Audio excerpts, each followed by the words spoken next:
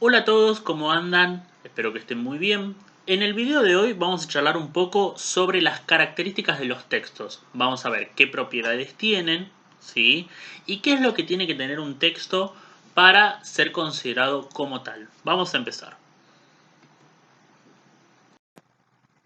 Lo primero que nos tendríamos que preguntar es, ¿qué tienen en común una receta de cocina, un cuento, una noticia periodística, una reseña, una conversación familiar, un correo electrónico y una publicidad? ¿Qué es lo que tienen en común todas estas cosas? Es que todas son textos, justamente. ¿Sí? La palabra texto viene del latino textus, que significa tejido, ¿no? Como si pensemos como en un tejido de lana, ¿no? Ese que hacían nuestras abuelas, que hacen nuestras madres, esos tejidos donde uno puede hacer, no sé, una frazada, un suéter, un chaleco, cualquiera de esas cosas con lana. Bueno, a ver, pensemos en el tejido, porque esto tiene que ver justamente con el significado de texto, ¿no? Porque podemos decir que los textos están entretejidos por palabras que establecen una variedad de relaciones entre sí. O sea, el conjunto de palabras, bien, que van a formar construcciones, que van a formar oraciones, ¿sí? Ese conjunto de oraciones a su vez va a formar textos, ¿sí? Va a formar, en el conjunto de oraciones forma un texto, ¿bien? Que son el entretejido de palabras, pero esas palabras no son palabras sueltas, sino que tienen que tener una relación entre sí. También lo que podemos decir es que esas relaciones, bien, que pueden ser de distinto tipo, cuando se cruzan, ¿no? Si yo cruzo un pronombre con un sustantivo, con un verbo, con un adjetivo, ¿sí? Forman una trama de sentido, o sea, algo único que vamos a percibir como unidad, ¿no? Cuando yo entrecruzo las palabras y formo las oraciones y, y entrecruzo las oraciones para que formen el texto, ¿sí? Ese texto se va a percibir como uno solo, ¿no? Por ejemplo, una receta de cocina, cuando yo hablo de una receta, se percibe como una sola. Un cuento es uno solo y tiene que tener una unidad de sentido. Ahora, lo que vamos a ver es cómo los textos tienen esta unidad de sentido. Vamos a ver en cuanto a las propiedades. Bien, vamos a ver entonces que los textos tienen propiedades. ¿Cuántas propiedades tienen los textos? Tienen tres, que serían coherencia, adecuación y cohesión.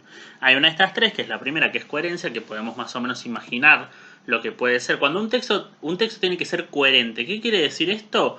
Que los elementos que se presentan en el texto tienen que tener relación con el contexto en el que se está hablando, ¿sí? O sea, un conocimiento del mundo que comparten emisor y receptor, ¿sí? Y arreglan como una especie de reglas tácitas para que el texto sea comprensible, ¿sí? O sea, tiene que ser coherente con lo que se esté hablando, con lo que se esté trabajando, con el objetivo que quiera tanto el emisor del texto como el receptor, el que lo va a recibir.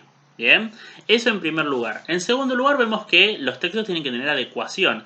Esto quiere decir que el texto se debe ajustar al registro solicitado.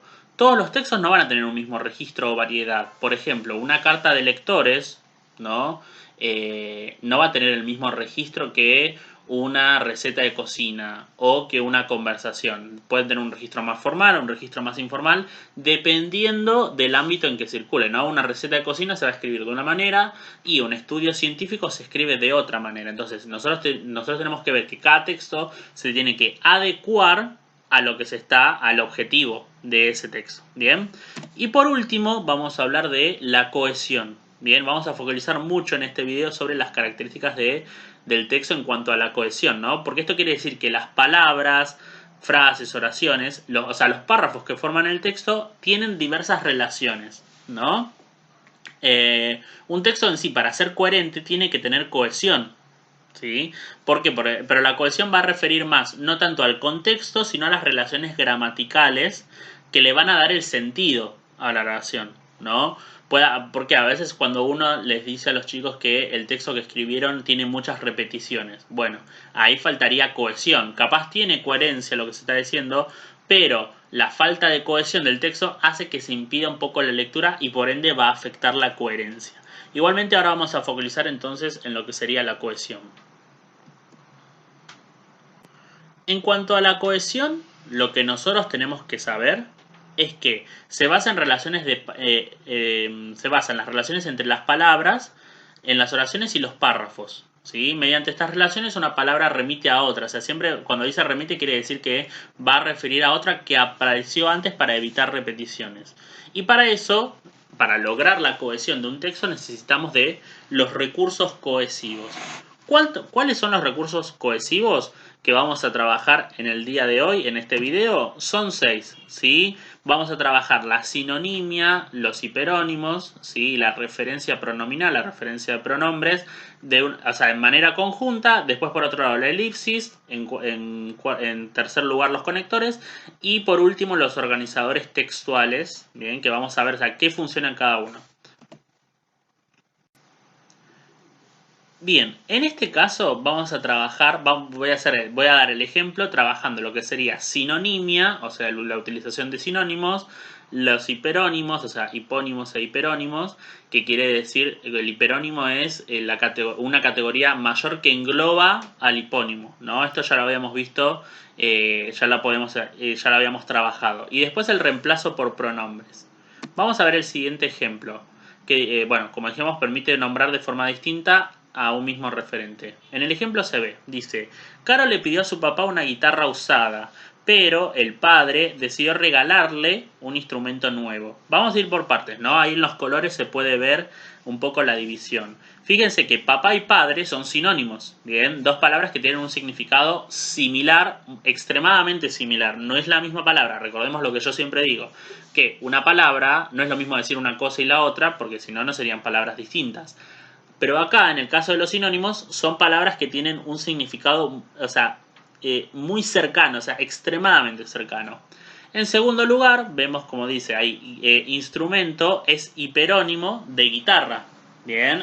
¿Por qué? Porque guitarra estaría dentro del significado de instrumento. Yo podría haber dicho guitarra, puedo decir piano, batería, teclado, xilofón. Todos esos son instrumentos. Entonces, instrumento es el hiperónimo de guitarra, ¿sí? Encierra lo que sería la otra palabra.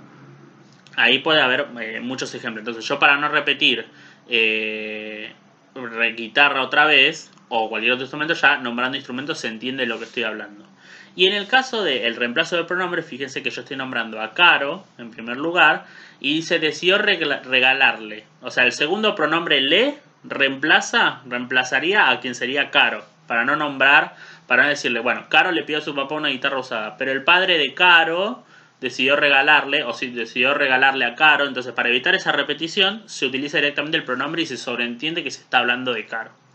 Bien, entonces acá tenemos esta cuestión que sería lo que sería un poco la sustitución, ¿sí? O sea, es nombrar, en estos tres casos son tres recursos cohesivos distintos. Lo que se está haciendo acá es nombrar de forma distinta, para eso sirve, para que se nombre de forma distinta de lo que se está hablando. En segundo lugar, vamos a hablar de lo que sería la elipsis, ¿sí?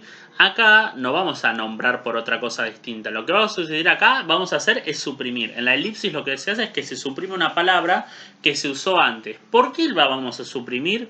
Porque justamente porque ya se nombró antes. Entonces nosotros ya como lectores de un texto vamos a poder deducir de lo que se está hablando o de quién se está hablando. Veamos el ejemplo. Fíjense, dice, Santiago se sorprendió con el regalo. Enseguida empezó a tocar las canciones que conocía, ¿no? Fíjense que ahí yo puse como un asterisco entre paréntesis. ¿Por qué? Porque vemos que por elipsis se entiende que el sujeto tácito de la segunda oración es Santiago, ¿no? Tenemos la primera oración que dice, Santiago se sorprendió por el regalo. Enseguida empezó a tocar las canciones que conocía, ¿no?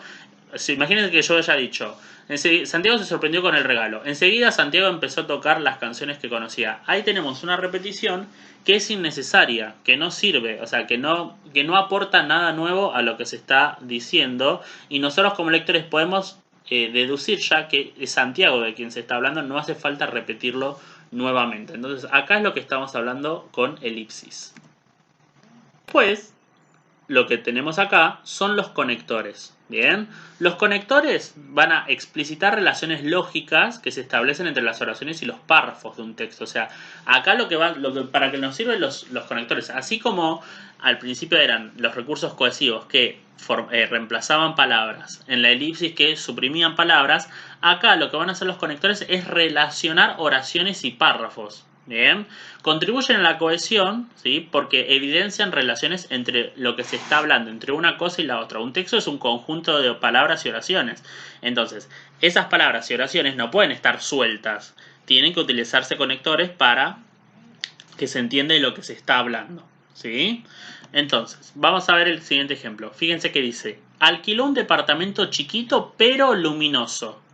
Ahí la palabra pero establece una oposición, o sea, es una relación de oposición entre algo negativo y algo positivo. Bien, fíjense que él toma como el departamento chiquito como algo negativo, pero cuando decís pero es como que decir que es luminoso, bueno, entonces quiere decir que ahí ya estoy diciendo algo bueno sobre este departamento. Podemos encontrar muchos conectores, acá yo les puedo dejar la lista con los tipos de conectores que podemos encontrar. Los de causa, que son por qué, ya que, puesto que. Los conectores de consecuencia, por lo tanto, ¿no? Esto justamente van a indicar consecuencia. Así que, por consiguiente. Los de oposición, pero, sin embargo, aunque, a pesar de, no obstante. Los de tiempo, cuando, mientras, entonces, antes, después. Los de finalidad, con el fin de, para qué, con el objeto de, y los de adición. O sea, los de adición quiere decir que agregan algo. Y también podrían aparecer ahí, ¿sí? Entonces, todos estos son los tipos de conectores, los que están arriba, y los ejemplos de cuáles serían esos conectores. Y por último, vamos a tener lo que son los organizadores textuales. Los organizadores textuales sirven, obviamente, tanto para el texto escrito como para lo que sería una cuestión más referida a la oralidad, ¿no? Cuando uno habla, tiene que utilizar organizadores textuales para que se entienda lo que está diciendo. Organizador viene de organizar, justamente, de poner en orden. Organizar viene de orden, entonces, poner en orden las partes del texto, ¿sí? Establecen relaciones de orden. Por ejemplo, en primer lugar, plantearemos la situación pasada. En segundo lugar, analizaremos un caso particular.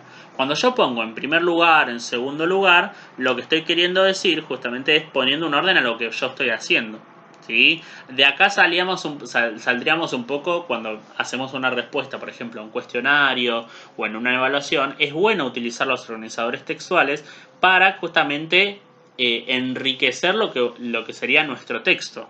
Bien, poner en primer lugar, en segundo lugar, por último, finalmente, ¿sí? Hay más organizadores textuales, pero sirven justamente para enriquecer también el lenguaje.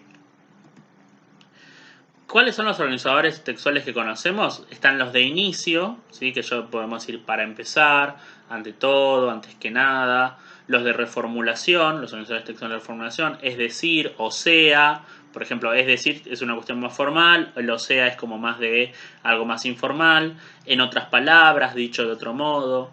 La organización, en primer lugar, en segundo lugar, por último, finalmente. Y los que sirven para resumir. En síntesis, en resumen, para resumir. Esos son organizadores textuales, ¿sí? Que generan resumen.